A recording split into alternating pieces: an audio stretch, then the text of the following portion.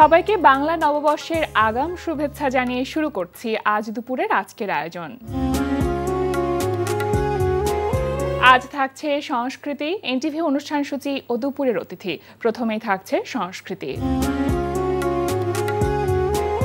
বর্ষ আসুক বর্ষ যাক, থিয়েটার চিরসাথী থাক, এই স্লোগান নিয়ে বাংলাদেশ শিল্পকলা একাডেমির এক্সপেরিমেন্টাল থিয়েটার হলে বর্ষবরণ উপলক্ষে আগামীকাল বিকেল ৫টা ও সন্ধ্যা ৭টায় স্বপ্নদল মঞ্চায়ন করবে রবীন্দ্রনাথের কাব্যনাট্য চিত্রাঙ্গদা।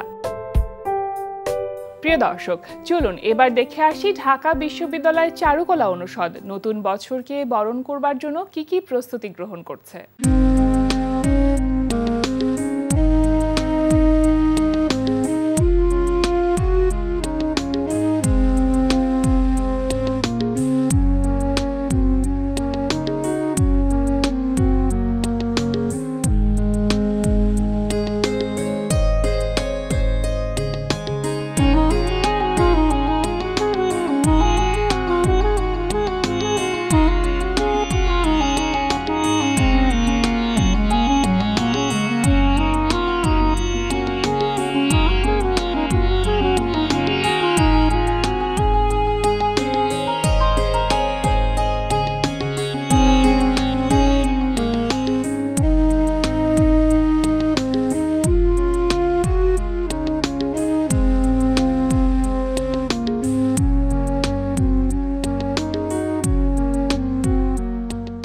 ধানমন্ডির কলাকেন্দ্রে অনুষ্ঠিত হচ্ছে শিল্পী সাইদুল হক জুইসের মিশ্র মাধ্যমে আঁকা শিল্পকর্ম প্রদর্শনী বনবিবির খোঁজে।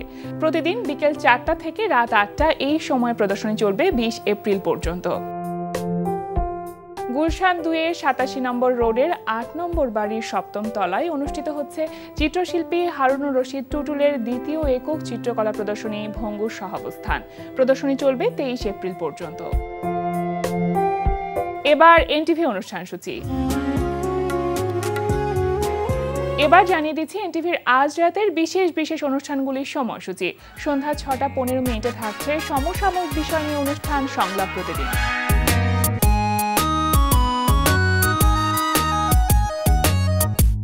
রাত ৮টা ২০ থাকছে মাবরুর রশিদ বান্নার পরিচালনায় ধারাবাহিক নাটক ছাত্রাবাস।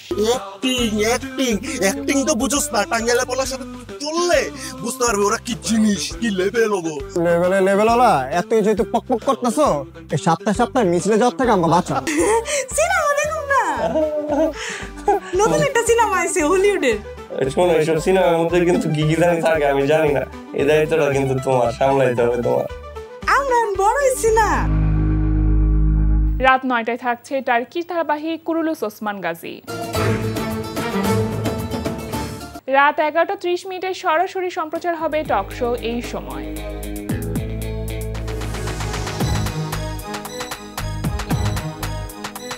এই ছিল এনটিভির আজ রাতের বিশেষ অনুষ্ঠানগুলির সময়সূচি। এবার দুপুরের অতিথি। আজ চৈত্র সংক্রান্তি, বাংলা বছর ১৪৩১-এর শেষ দিন। প্রিয় দর্শক, বাংলা বছরের শেষ দুপুরে আমাদের আজকের অতিথি কণ্ঠস্বর শিল্পী পলি পারভিন। শুভ দুপুর আপু। শুভ দুপুর আপনাকে। কেমন আছেন? ভালো আছি। যেমনটি বলছিলাম, আজ ১৪৩১ সালের শেষ দুপুরে বসে আমরা কথা বলছি। নিঃসন্দেহে এই দিনটা বা এই দুপুরটা আমাদের জন্য গুরুত্বপূর্ণ। এই অর্থে গুরুত্বপূর্ণ যে এই যে পুরো একটি বছর আমরা কাটালাম, সেই পুরো বছরের অনেক কিছু ছিল, মঙ্গল অমঙ্গল যা কিছুই বলি না কেন, সব কিছু মিলিয়ে একটি বছর আমরা পার করে ফেললাম এবং আগামীকাল থেকে নতুন একটি বছর আমরা শুরু করতে যাচ্ছি। সব কিছু মিলিয়ে যদি জানতে চাই, কি মনে হয়েছে একজন কণ্ঠস্বর শিল্পীর জায়গা থেকে, আপনি আসলে এই বছরটিকে কিভাবে দেখেছেন? কণ্ঠস্বর শিল্পী এই পরিচয়টা তো পরে, তার আগে বলতে হয় যে আমি একজন মানুষ এবং একজন সাধারণ মানুষ হিসেবে আসলে সুখ দুঃখ এই বিষয়গুলো নিয়েই আমাদের পাশাপাশি চলতে হয়। জীবন মানেই তাই, একদম জীবন মানেই সংগ্রাম, এবং সংগ্রাম করে হচ্ছে আমাদেরকে সুখের বার্তা আমাদের জীবনে নিয়ে আসতে হয়।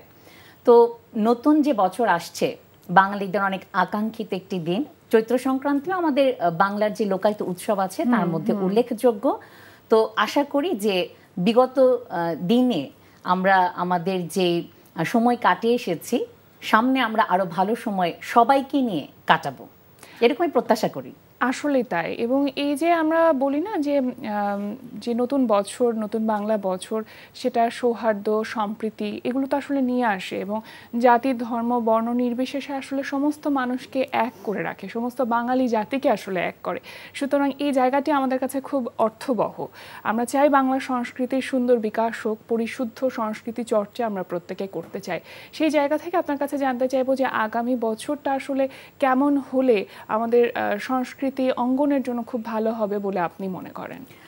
আসলে কি মানে প্রত্যেকটা বিষয় আমাদের সাথে সবসময় যেমনটা ঘটে তেমনই ঘটবে, কিন্তু উৎসব উপলক্ষে বা নতুন বছর উপলক্ষে আমরা আরেকটু পরিকল্পনা করে সাজিয়ে গুছিয়ে যদি কাজ করতে পারি তাহলে মানে আশা করা যায় যে ভালো কিছু হবে।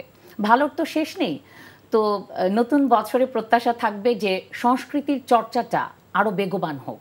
হ্যাঁ, কোনো কিছুতেই আসলে আমাদের জীবন থমকে থাকে না। তো চাইবো যে দেশের পরিস্থিতি হোক বা সবকিছু মিলিয়ে প্রাকৃতিক কোনো দুর্যোগ যদি ঘটে, সবকিছুর মধ্যেও আমরা যেন আমাদের শিল্প সংস্কৃতি চর্চাটা চালু রাখি।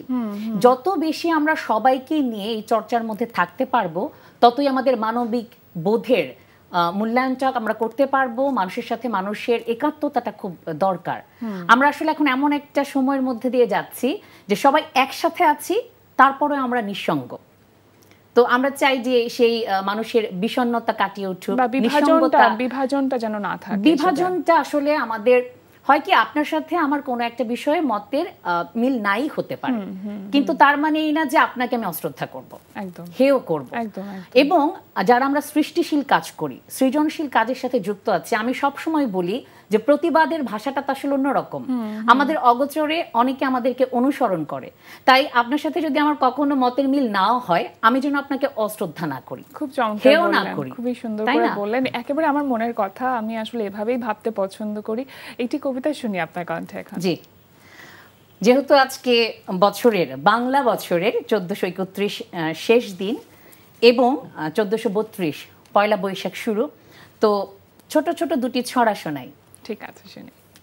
চৈত্র মাসের শেষ বিকেলে রাঙিয়ে আকাশখানি, নতুন দিনের আগমনী সুর জাগায় আসার বাণী। বটপাতাতে দাওয়াত নামা, আলপনা হয় আঁকা, ঝোড়ো হাওয়ায় বাতাস করে লক্ষ তালের পাখা। শখের খাবার পান্তা ইলিশ, গানে জমে মেলা, যোগবিয়োগের হালখাতাতে গল্পে কাটে বেলা। আম্মম দিনের আভাস, জাম্মম দিন, বাঙালিদের বর্ষবরণ উৎসবে রঙিন। মহাকালের গর্ভে দিল পুরাণ বছর ঘুম, নতুন বছর নতুন সূর্য, নতুন খুশির ধুম। মনের ক্ষত দুঃখ নিয়ে ভাবনা কেন আর, নতুন বছর দিচ্ছে খুলে সম্ভাবনার দ্বার। নতুন ধানে ভরবে গোলা, বাজবে খুশির বিন। বৈশাখ মানে ঝলমলে সব স্বপ্ন দেখার দিন। সোনালি রোদ, মাতাল হাওয়া, ভোরের প্রথম আলো, বুকে জাগায় অনুরণন, সব লাগে তাই ভালো। সামনে সুদিন, কাটবে আধার, চলো সবাই গাই, 1432কে সুস্বাগতম তাই। বাহ, কি সুন্দর।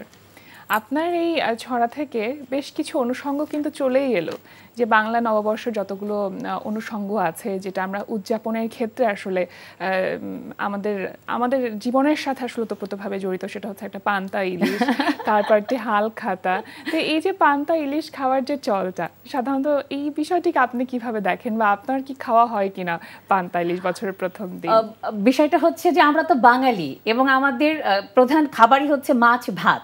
তো বিষয়টা হচ্ছে যে পান্তা ভাত কিন্তু মানুষ সারা বছর ধরেই খায়, কিন্তু সেটাকে হয়তো সেইভাবে আমরা তখন প্রকাশ্যে কম আনি। মানে বছরের শেষ দিন এবং বছরের শুরুর দিন, এই সময়টাতে আমরা বলি এটা একটা ঐতিহ্যের জন্য আসলে বাঙালি সংস্কৃতিকে লালন করা, সেই হিসেবে একটা ধারাবাহিকভাবে চলে আসছে। কিন্তু বাঙালি মানেই ধেতো বাঙালি, আমরা সবসময় মাছ ভাত পান্তা এসব খেতেই থাকি, পছন্দ করি। জি, পছন্দ করি বলতে কি, আপনি যতই ফিউশন খাবার খান, আপনি যতই পিৎজা বার্গার খান, নুডলস খান, কিন্তু ভাত তো আসলে আমাদের নিত্যদিনের অনুষঙ্গই, যা তো আমরা খাই। তো এটা নিয়ে আসলে নানা সময় নানা বিতর্ক থাকে। আমি আসলে বিতর্ক খুব একটা পছন্দ করি না। এবং এই বিতর্ক কিন্তু থাকে যে একদিনের জন্য আসলে বাঙালি হয়ে ওঠে কি মানুষ, আসলে কি তাই? মোটেও না। আমরা তো আসলে সাদা শাড়ি লাল পাড় একদিনই পরি না, কিন্তু ওই যে বললাম যে ঘটা করে একটা দিনকে উদযাপন, এটাতে আসলে দোষের কিছু নাই। আমরা আমাদের প্রাত্যহিক জীবনে সবাই এত ব্যস্ত থাকি, তো একটি বিশেষ দিনকে যদি আমরা উদযাপন করি এবং সেই উপলক্ষে সবাই একত্র হই, আমি সেটাতে দোষের কিছু দেখি না। আর একটি কবিতা শুনি। জি, কোন কবিতাটি শুনছি এখন শোনাতে চাই? বাংলা ভাষা নিয়ে সুবোধ সরকারের একটি ছোট্ট ছড়া শোনাতে চাই। দুঃখ কষ্ট কার ঘরে নেই, আছে আমাদেরও ঘরে। আশায় আশায় তবু আমাদের বুক ধকধক করে। বাংলা ভাষায় ঝড় উঠেছিল, উঠেছে আবার ঝড়। এই জনপদে এই ভাষাতেই তোমার আমার ঘর। কাকদ্বীপ থেকে কোচবিহারের পথে পথে ভাই বোন মনি মনি বলে কে যেন ডাকছে, ছুটে যায় কাঞ্চন। সোনার ছেলেরা কেন ভিন দেশে সোনা খোঁজ করে ফেরে? আমরা কি তবে হারার আগেই বসে আছি সব হেরে? হতেই পারে না, হতেই পারে না। লক্ষ লক্ষ হাতের উপরে হাত, সব বাঙালিরা বাংলা বললে ঘটে যাবে বাজিমাত। আছে অনাহার, আছে মারামারি, তবু আছে ভালোবাসা। গর্ব করার মতন রয়েছে একটি মাতৃভাষা। আমরা গরিব, তৃতীয় বিশ্ব, বেঁচে আছি জেদ ধরে। পৃথিবী দেখুক, সোনার ছেলেরা এখনো যায়নি মরে। বাহ, এই যে বাংলা ভাষার মধ্যে যে একটা আদর আদর ব্যাপার আছে, দেশের বাইরে গেলেও কেউ যখন বাংলা ভাষায় কথা বলে তখন কিন্তু খুবই আন্তরিক বোধ হয়, মনে হয় একেবারে নিজের মানুষ, কাছের মানুষ। এবং এই সেই বাংলা ভাষার সাথে আপনি একেবারেই ছোটবেলা থেকে কাজ করছেন, একজন কণ্ঠস্বর শিল্পী হিসেবে আজকে এই পর্যন্ত নিয়ে এসেছেন, বেশ কিছু সংগঠনের সাথে নিজেকে যুক্ত করেছেন, একেবারে বলা যেতে পারে প্রফেশনালি আপনি এই কাজটা করছেন।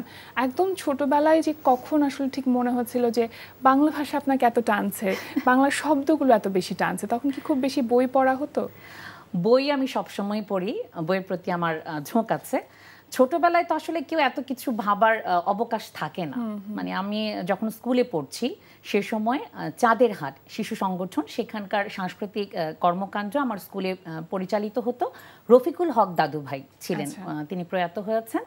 তো দাদু ভাইয়ের সংস্পর্শে এসে স্কুলের যে বড় ভাই বোনেরা ছিলেন, অগ্রজ যারা ছিলেন, এলাকা ভিত্তিক বেশ কিছু সংগঠন ছিল। তখন একটা বিষয় কি ছিল, আমার শৈশবে এত বিভাজন ছিল না। মানে সংগঠন ছিল একাধিক, কিন্তু সবাই একসাথে কাজ করত, যার কারণে প্রত্যেকের মধ্যে একটা ঝোঁক ছিল যে একটা সাংস্কৃতিক অনুষ্ঠান যখন আয়োজন করা হবে প্রত্যেকের জায়গা থেকে সম্পৃক্ত হতো। সবাই যে যেমন, এমন না যে সবাই শিখে এসে একটা কিছু বলতো।